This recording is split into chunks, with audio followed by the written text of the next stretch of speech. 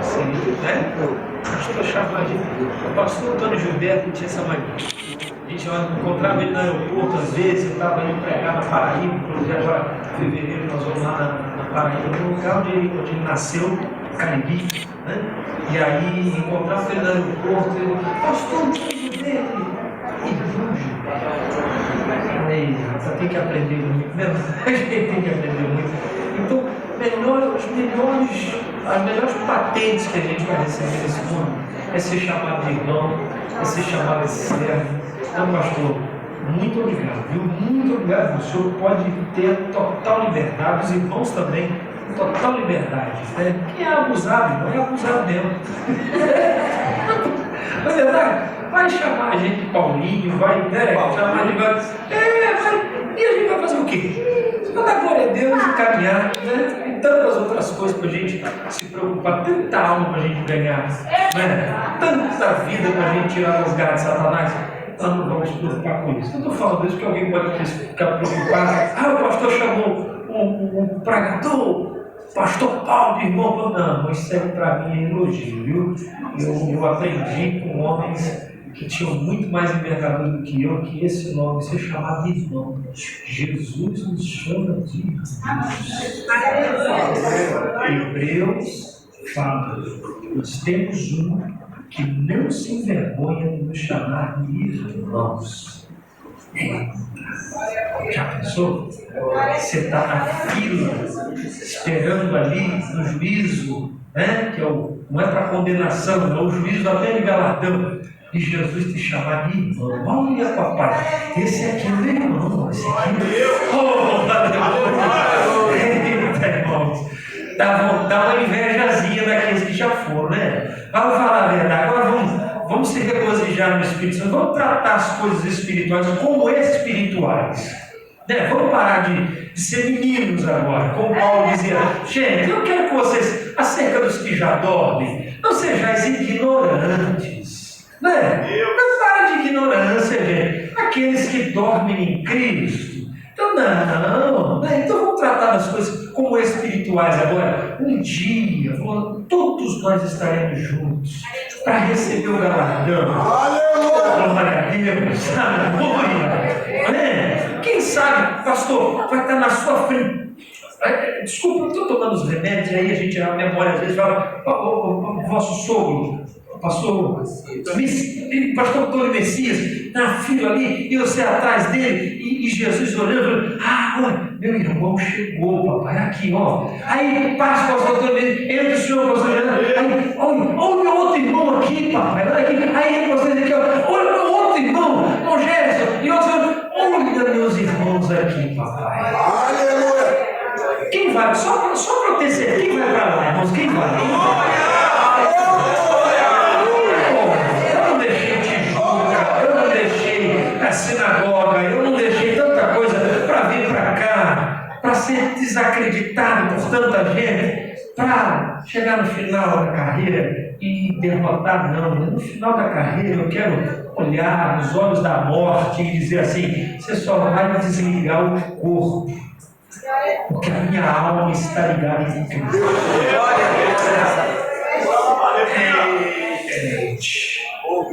Nós temos que pregar mais essas coisas, viu? Nós temos que pregar mais arrebatamento. Nós estamos precisando, estamos pregando muito faculdade, estamos pregando muito carro novo, estamos pregando muito casa bonita, casa própria. Isso tudo vai ficar por aí. Até a roupa, tem roupa nova para a gente.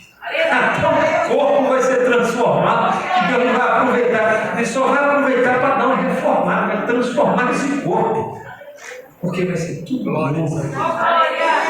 Tudo novo. Eita, que eu tenho uma esperança renovada. Alguém ligou para mim, pastor, e disse assim: pastor Paulo, dá o seu pix, porque eu sei a situação que o senhor está passando. Eu falei: irmão, eu preciso é que o senhor ore por mim, porque a sua oração vai atingir partes da minha vida que o dinheiro não atinge. Então ora por mim, porque vai ser melhor. O resto, deixa que Jesus vai cuidando também, vai trabalhando, vai dando aula, e o salário vai batendo na conta, se bater, bateu, se não bater, também não bateu, ele vai vivendo da obra, vai dando graça, não é nada, pastor? Deixa que Deus está cuidando, mas ora por mim. Aleluia. Porque, irmão, se a gente esperar Jesus só nessa vida aqui, o que o apóstolo Paulo disse?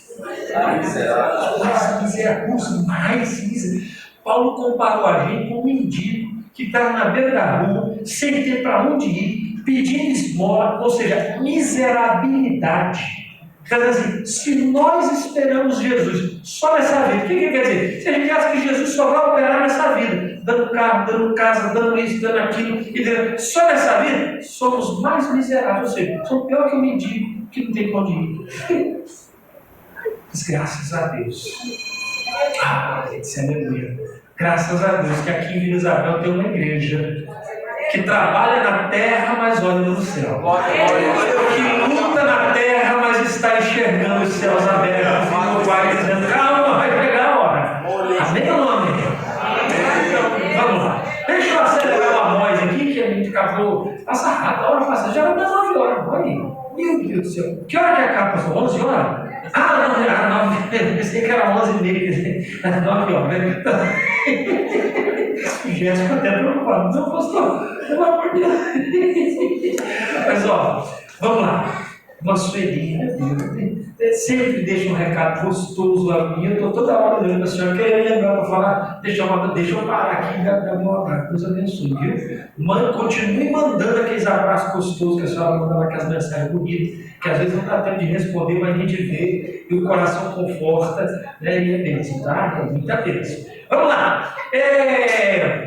Então, a mensagem que Amós começa a pregar, ele começa a falar para as nações vizinhas, e Israel fica meio que por último, né? Querendo fazer como se fosse assim um alvo, como se Deus dissesse assim, eu tenho um alvo com tudo isso que eu estou falando, né? Eu tenho uma diretriz, então eu vou cercar primeiro, e depois vai ficar só Israel no centro, e aí eu vou direto a Israel com uma mensagem reta e direta. Lembrando sempre que Israel aqui é o reino norte, porque o Israel total havia sido dividido, né? O reino de baixo ficou com Roboão e o reino de cima com Jeroboão e depois outros reinos. Ok? Então, capítulo 1, né, até o capítulo 2, parte B, a gente tem ali acusações contra esses povos e contra Israel. Passa aí rapidinho, porque as acusações são essas aí. Primeiro, lá em cima, ele fala que os ricos ignoram os pobres. Você vai ver no livro de Amós, você vai ver que os ricos estavam ignorando os pobres, né? E em contrapartida, os pobres eram vendidos à escravidão.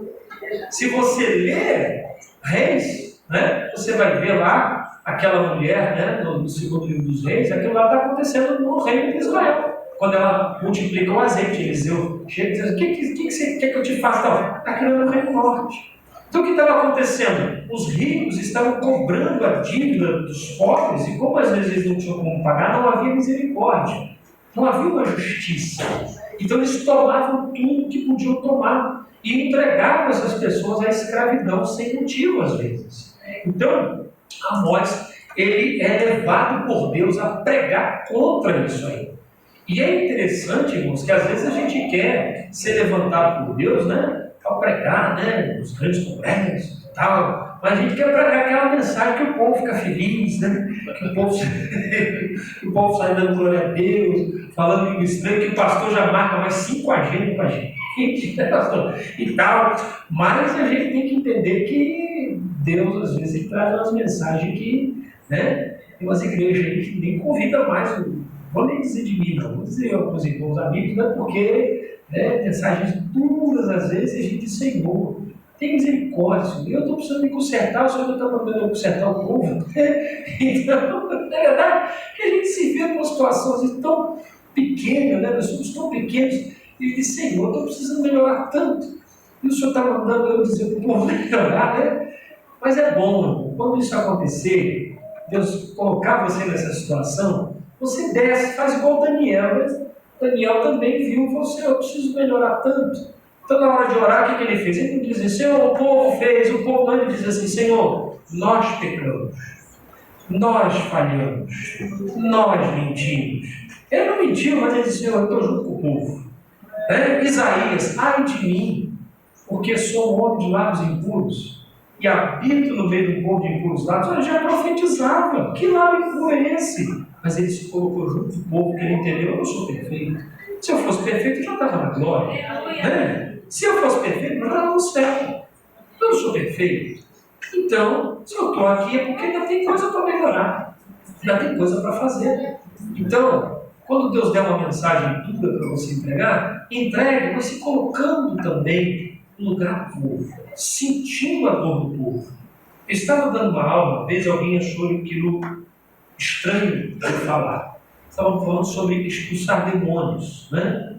E alguém perguntou, o que a gente tem que fazer? Qual é o sentimento que tem que estar no nosso coração na hora que a gente vai expulsar um demônio que se manifestou no corpo de uma pessoa? Eu falei, o sentimento tem que ser um sentimento de amor. Expulsar demônio implica em amar. Porque, irmão, ninguém quer estar endemoniado. Ninguém. Você expulsa, você vê a pessoa, volta assim, ela fica com vergonha. Porque ninguém quer estar endemoniado. Então, expulsar demônios tem, antes de querer demonstrar poder, que eu vejo muita gente querendo demonstrar autoridade. O demônio cai lá, o pregador está pregando, ou o pastor está dirigindo o trabalho, ou o pastor está doutrinando, de repente manifesta o demônio e já sai 3, 4. Não, calma. O pastor está na direção, e ele que vai dizer, ele vai olhar para o obreiro, vai fazer um sinal, ou então ele mesmo vai entender por Deus, vai dizer, show, fica quietinho ali, Satanás, né? E o diabo a pessoa fica deitadinha ali, não, volta para cá para dentro aqui, depois não resolve a situação, né? Eu já vi muito isso acontecer, entendeu? Bom, eu vou colocar ali com alguém ali, aí o que acontece? Então,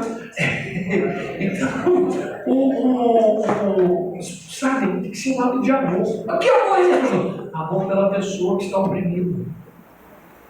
Antes de demonstrar utilidade, desculpa, abrir um parênteses aqui na lista, você tem que olhar para aquela pessoa e se colocar no lugar dessa. Meu Deus, se fosse comigo, eu ia gostar que descabelasse, eu ia gostar que apertasse a fronte, né? Como alguns fazem. Eu ia gostar que ficasse cuspindo na cara. Não ia gostar, né? Então, tem que ser um ato de equilíbrio e de amor pela pessoa. Tem que ser. Não pode ser assim. Eu vou lá porque eu vou mostrar que eu estou jejuando. Geralmente esses passam vergonha, né?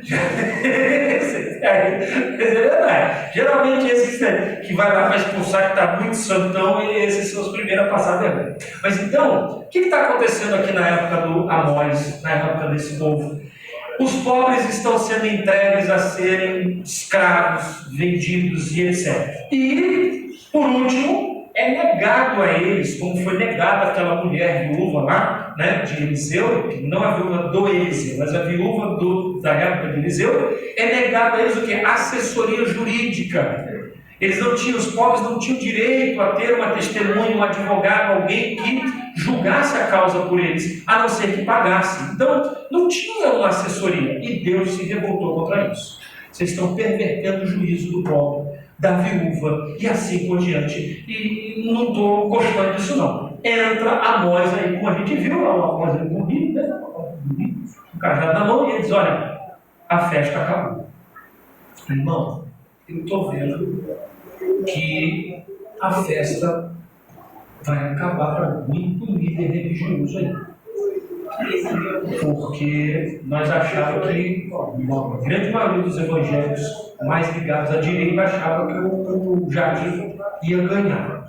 E a gente já estava contando que o Brasil ia virar Brasil de crente. Todo mundo ia ficar crente, ia ser, né, do presidente até o último, né, ia ficar todo mundo crente.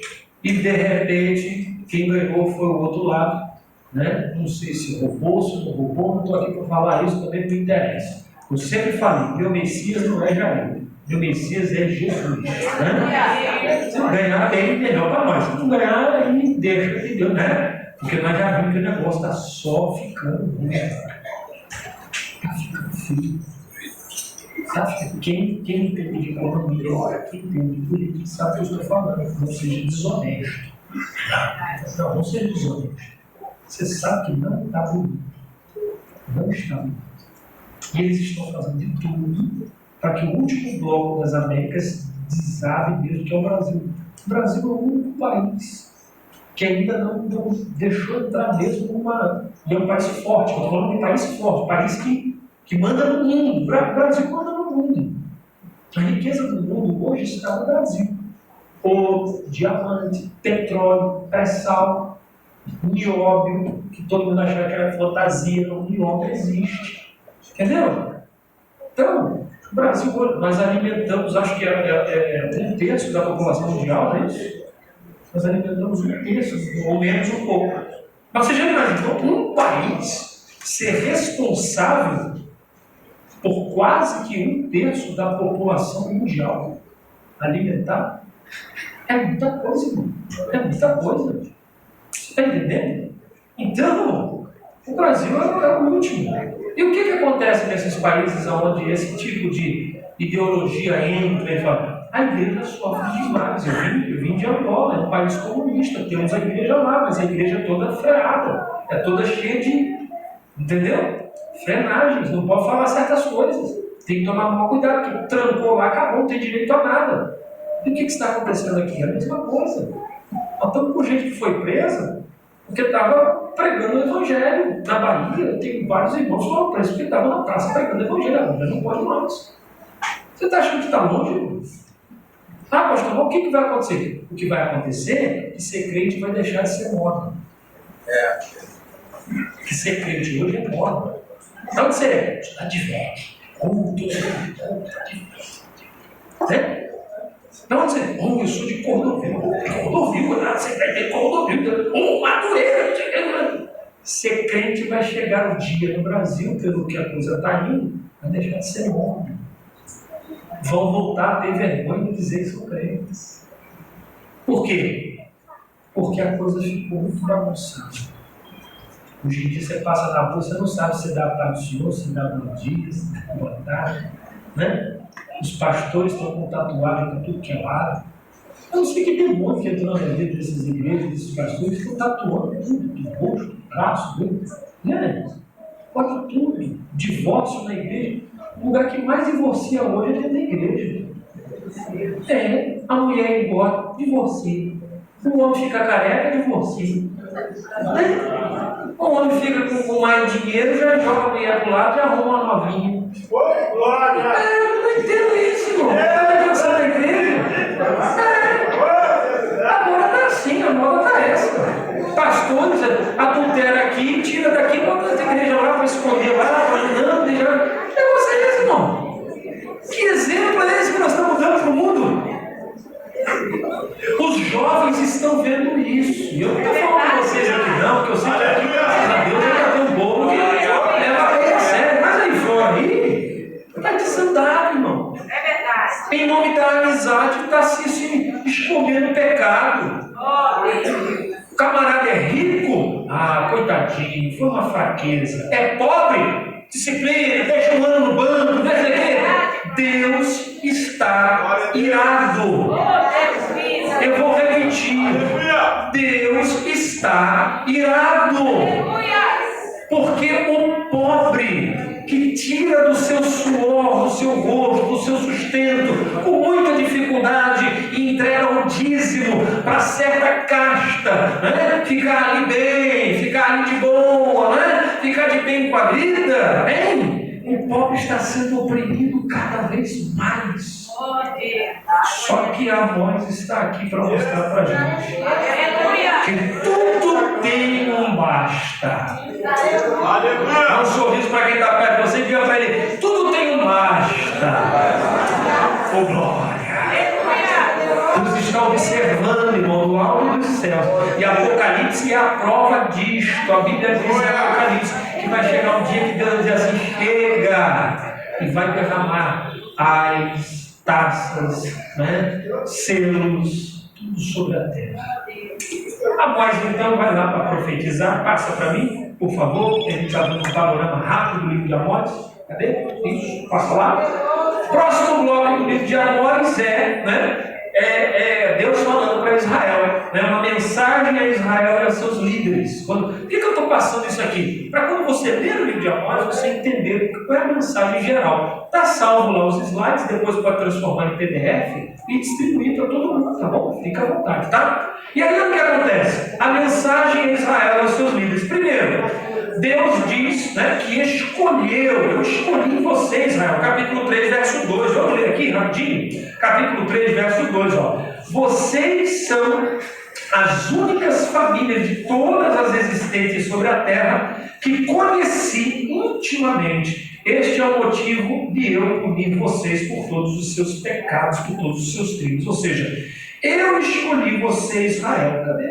De todas as famílias, muito bom, que aí fica na linguagem mais conhecida, né? De todas as famílias da terra, a vós somente conheci. Ou seja, para vocês eu escolhi. Portanto, todas as vossas injustiças eu visitarei, né? Então eu está o curto ali, né? Visitarei sobre vós. Vai no verso 3 também. Andarão dois juntos, se não estiverem de acordo? Isso é Deus falando com Israel. Isso não é mensagem de casamento. Não.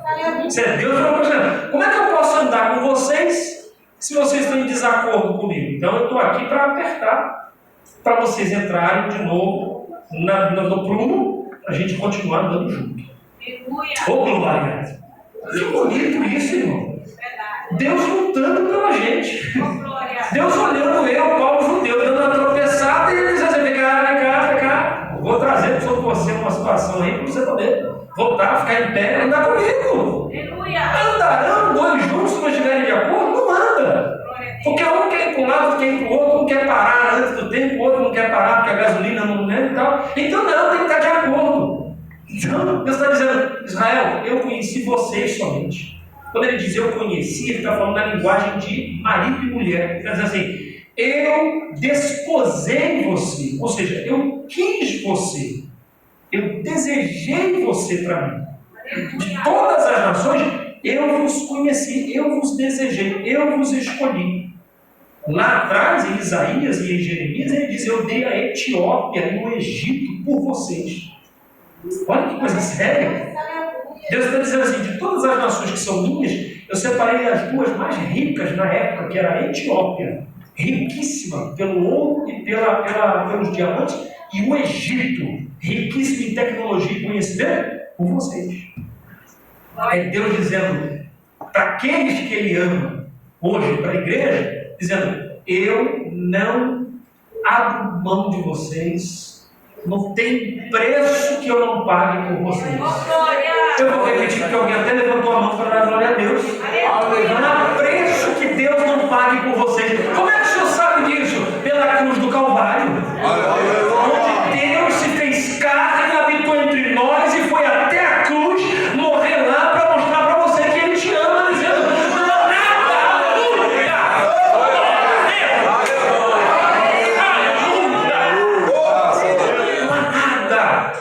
então, pare de ter reservas com Deus também. Pare de dizer para Deus: não, Senhor, sabe como é que é?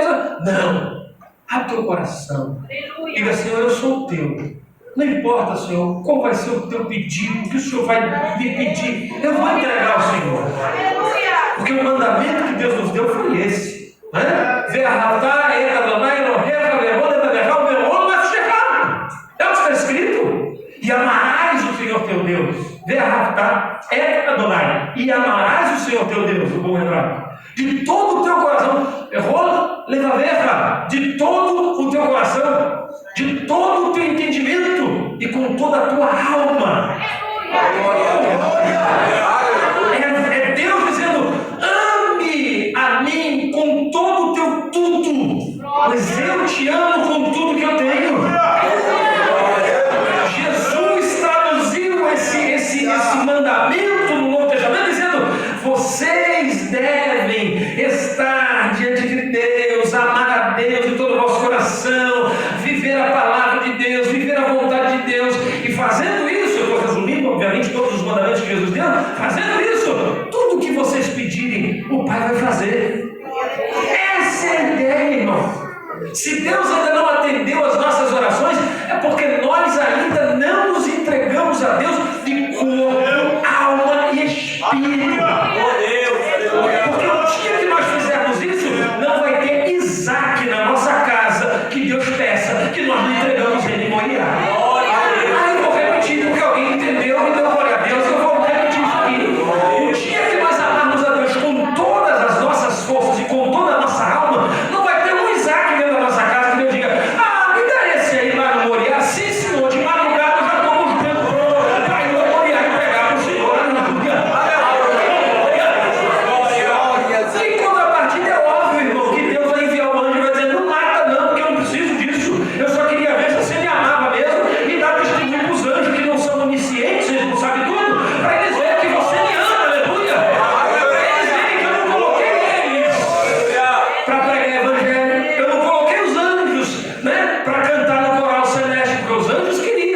diz o Pedro, né? Que os anjos atentaram para isso.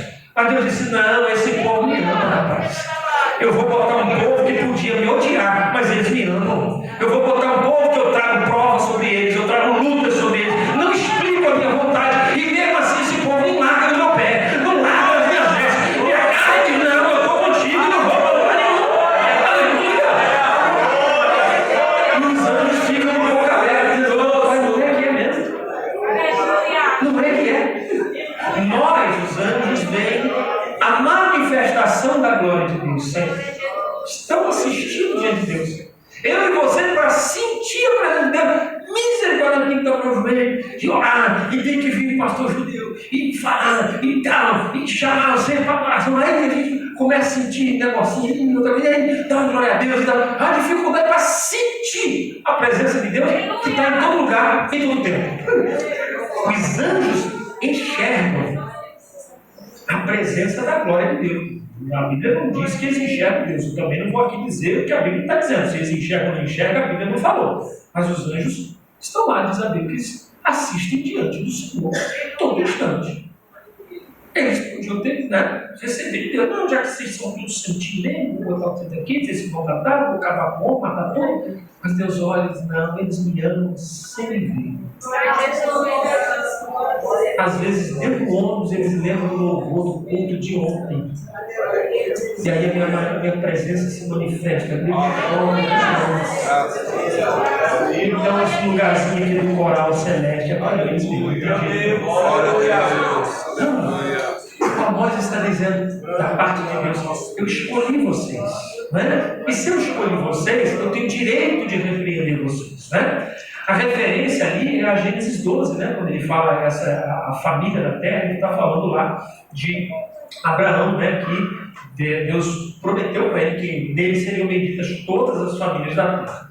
A exposição que Amós faz, está aí, o bezerro sendo sacrificado, né? Normal, né? É uma exposição da hipocrisia religiosa. Tá vendo? O casal está ofertando ali, mas tem um pobre bem no cantinho lá do altar, tá vendo? Precisando. E o pessoal: não, eu vou aqui dar uma grande oferta.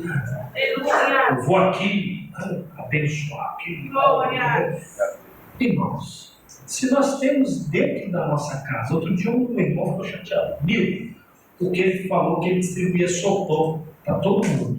E eu falei: mas eu conheço a igreja dele, eu sei que um monte de gente lá está despregado, passando necessidade, e ele distribui sopão e dentro de casa, né? É feio, já pensou? Né? Você está dando presente para os outros e dentro de casa mesmo, os filhos com as roupas tudo ruim, né? E tal. Pelo amor de Deus, né? Você tem que cuidar para dentro de casa, né? Você não pode. Se em casa está tudo direitinho, aí sim, opa, agora, né? Está dando condição de eu ajudar. Porque amar o próximo é isso, uma palavra próxima mesmo, é conversar com quem está mais próximo. Então quem está mais próximo? A esposa, os filhos, né? O cachorrinho que está lá, né? Está lá só comendo osso, né? Então, aquele resto de tomate que você joga para ele, a gente não aguenta, mas não é vegano. Compra uma raçãozinha. Não sou eu, se não fizer isso, não sou eu, né? Tá certo. Ai. O Gerson já falou: já tá bom, cara. Ei, Gerson, te liga você para Cristo hoje. Então, mas tem que é nessa escala. Entendeu? É igual o sol. O sol brilha aqui para nós, mas ele começou a brilhar lá do pessoal da parte de lá, Mercúrio e tal, né? Até chegar nós aqui. Então tem que ser assim também. Tá certo? Então, aqui, eles estão dando oferta, mas eles podem lá necessitar do carizante. Não era mais bonito pegar um bezerro daquele e dar para o pobre, para ele ter o que comer, tirar o leitinho, tirar as coisas? Não, porque eu vou aparecer. O que não vão dizer que eu sou uma pessoa, né, religiosa? E ele está dizendo. Há um retrato muito bonito, muito bem feito disso aqui também, em Isaías capítulo 5. Isaías também fala sobre isso. Isaías é mais categórico. Ele diz: quando vocês levantam as mãos de sangue, que é o sangue do sacrifício, eu